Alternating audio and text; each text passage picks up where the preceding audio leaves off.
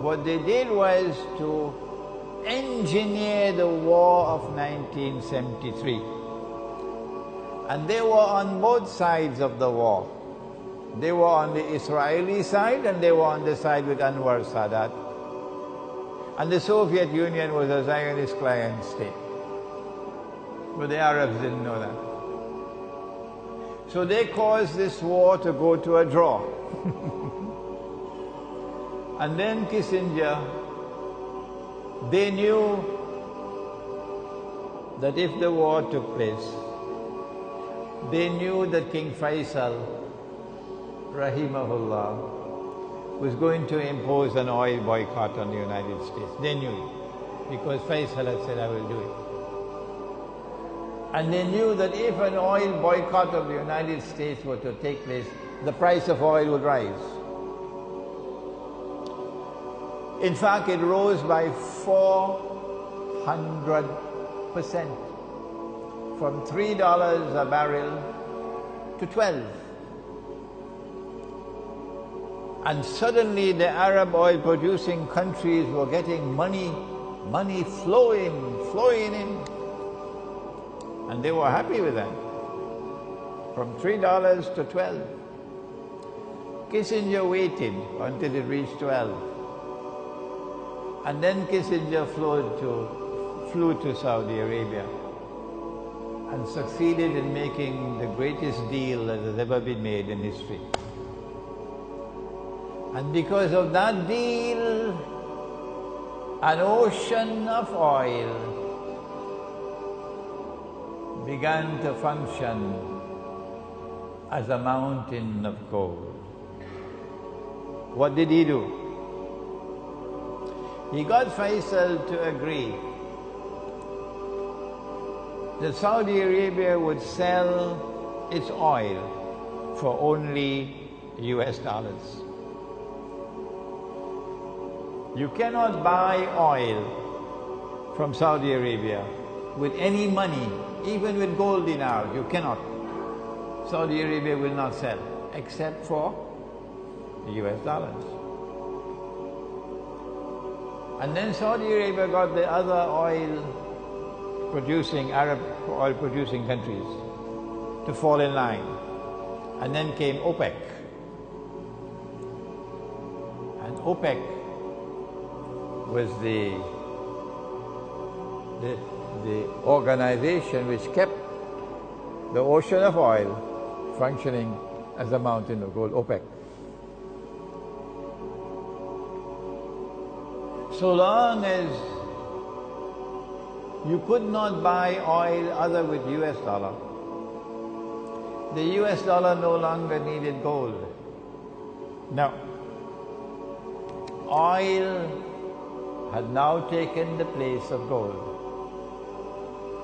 And the US dollar was now flying even higher than it could under Bretton Woods. Because in Bretton Woods you had to keep some gold. You had to keep some gold. But the new monetary system, which is no longer the Bretton Woods monetary system, the new one is called the Petrodollar monetary system.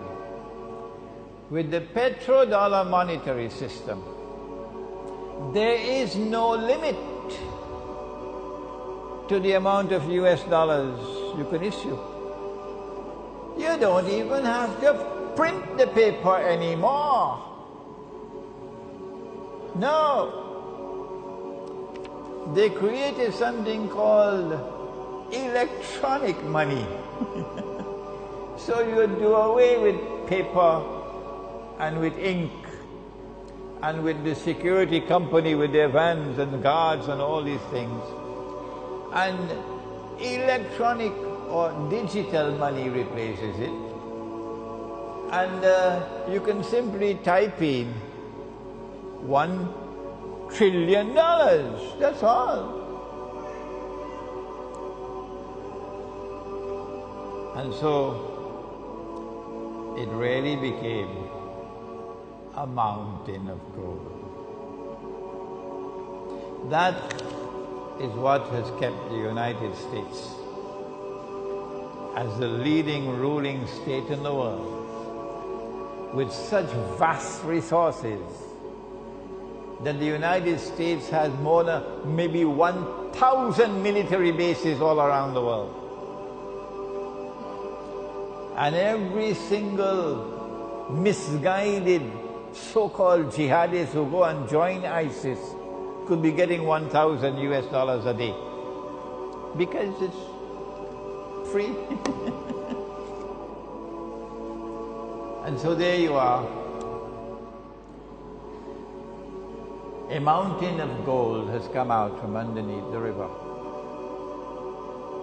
But the Prophet said that there's going to be a fight over it. And we know that that fight will come when the mountain of gold is under threat.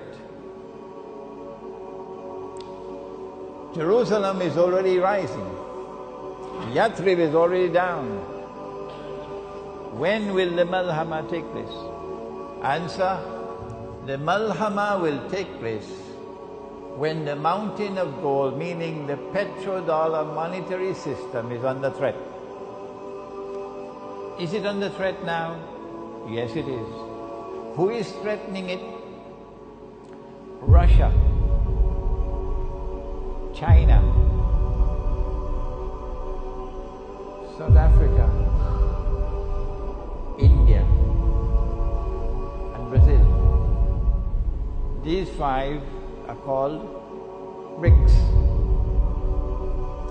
And these five countries, supported by others, oh yes, these five countries now want to establish an alternative to the petrodollar monetary system.